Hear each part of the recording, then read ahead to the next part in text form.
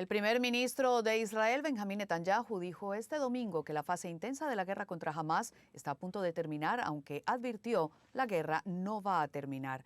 Netanyahu dijo en una entrevista con un medio local israelí que la fase actual va a terminar en Rafah y luego de esto la atención militar se trasladará a la frontera con el Líbano. El primer ministro dijo que está dispuesto a llegar a un acuerdo parcial con Hamás para devolver a algunos rehenes, pero advirtió que la guerra continuará después hasta eliminar a Hamás y que no está dispuesto a renunciar a eso.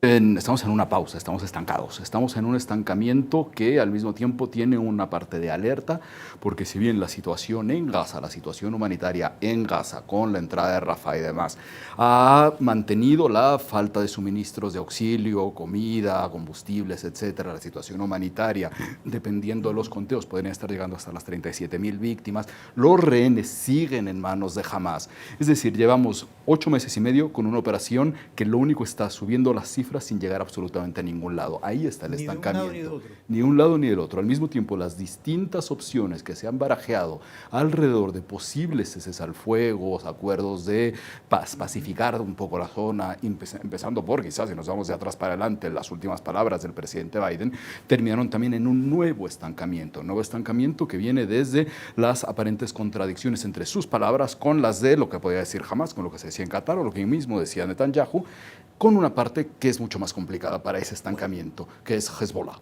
¿no? La parte que es Hezbollah, es decir, el norte-sur del Líbano, ¿no? Norte de Israel, que llevamos ya varias semanas en un aumento de tensiones que hacen cada vez más difícil suponer que las cosas no van a escalar al mismo tiempo que todo el mundo está buscando que no escalen. ¿Por qué se está buscando que no escalen?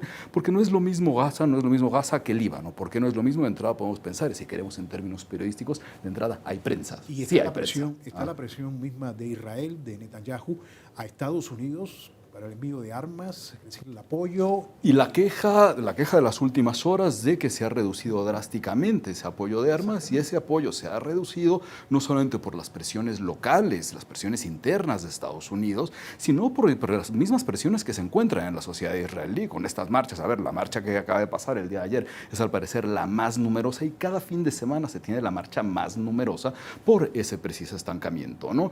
Ahora, la otra complicación que se tiene con Líbano es los distintos actores que entran en juego, porque cuando hablamos de Líbano y hablamos de Hezbollah, estamos hablando evidentemente de Teherán, ¿no? Teherán, que entra ahora en un proceso electoral después de la muerte de Raisi y que al mismo tiempo se conjuga con Siria, ¿no? Con el gran teatro de operaciones de Irán. Ahora, ¿tú no crees que pueda llegarse a la decisión de unas elecciones anticipadas? Esto no. A ver, es una de las cosas que se están exigiendo, y se están exigiendo de distintas maneras. Podemos tomar la más política, y quizá cuando pensamos en cuál es lo que viene, cuál es el escenario que le sigue a esto, tendríamos que estar prestando más atención a la parte política interna de Israel, sí, hacia esas elecciones, y a las distintas presiones que van incluso desde la renuncia de Benny Gantz, ¿no? de 2 miembros, de hecho, del gabinete de guerra, que derivan entonces en el cierre de ese gabinete de guerra, que había sido muy criticado, y la apertura de lo que se llama el Kitchen Cabinet. Es un gabinete de cocina porque son solamente 3-4 miembros los que están opinando,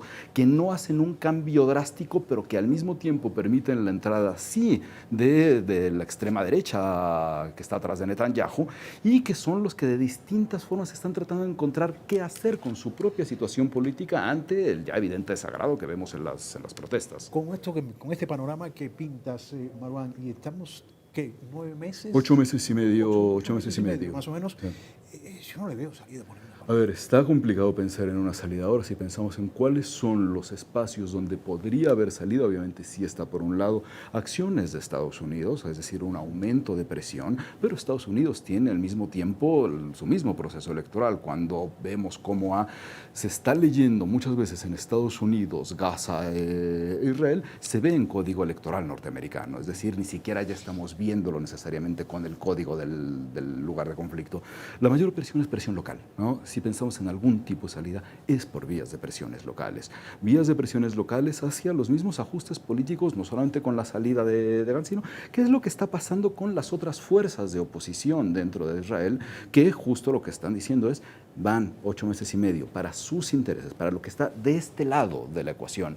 los rehenes, no se ha logrado absolutamente nada, ¿no? Entonces ahí empieza el descontento. De ahí podría venir algún tipo de cambio, pero creo que es muy prematuro estar pensando en eso por el estancamiento. ¿Qué escenario tú puedes más o menos ver a corto, mediano plazo con todo esto que tú planteas, con todas estas fichas sobre la mesa? Distintas acciones por parte, por ejemplo, en el Consejo de Seguridad que se tendrán que enfrentar a una respuesta que hoy no sabemos cuál podría ser por parte de Estados Unidos. En cualquier momento, la Liga Árabe, después de la reunión que tuvieron hace un par de semanas a través de Argelia, presentará su iniciativa, ¿no? Que todo el mundo espera que tenga el veto de Estados Unidos, como ha ocurrido cuando se pensó, por ejemplo, en Ucrania y el veto de Rusia, pero como las cartas cada vez son más frágiles, este es un castillo de cartas con cartas cada vez más frágiles, sí se está barajando la posibilidad de ver cuál sería la reacción de Estados Unidos, ¿no? Y de ahí tiene importancia justo esta reducción que se queja Netanyahu de las armas, porque resulta que entonces esa presión que aparte podría parecer que había sido de cierta forma impermeable en el caso de Estados Unidos, puede que no lo sea tanto. Pues bueno, vamos a ver qué pasa en los próximos días, en las próximas semanas, pero seguimos, más de 35.000 muertos, los rehenes siguen en manos. 35.000 muertos. Según el conteo que dan las autoridades de Gaza, es decir, Hamas, ¿no? Pero son tomadas por el Departamento mismo de Estados Unidos, ¿no? Estamos en 37.000 muertos y al mismo tiempo ha habido un aumento de tensiones en Cisjordania, en el West Bank, donde incluso ha habido autoridades de las Fuerzas de Defensa israelíes que han cedido a los mismos colonos parte de la administración territorial, lo cual hace que las cosas se pudieran también poner más complicadas en el otro territorio palestino. Bueno, complicado. Gracias, Marwan. Muchísimas gracias. Si usted no se vaya, ya volvemos con mucha más información aquí en Mirador Mundial. Israel's Prime Minister Benjamin Netanyahu has given an interview to the Israeli TV channel 14, and he's really given some more clarity on the war in Gaza and his plans for its future. Now, he said within this interview that the intense phase of the war is about to end, also saying that he's vowing to shift the power to the north, meaning northern Israel on the border with Lebanon. There have been increasing cross-border attacks with Hezbollah over recent weeks. Now, he also pointed out that this doesn't mean that the war will come to an end. He is saying that the current phase of fighting in Rafah will come to an end. He also said that he was ready for a partial deal with Hamas. This is about the ceasefire hostage deal, which is on the table at the moment, but has really been in limbo in recent days. He says, though, that he is willing to agree to a partial deal. He wants to get some of the hostages back, but he also said that he will continue after the ceasefire to try and achieve his goal of eliminating Hamas.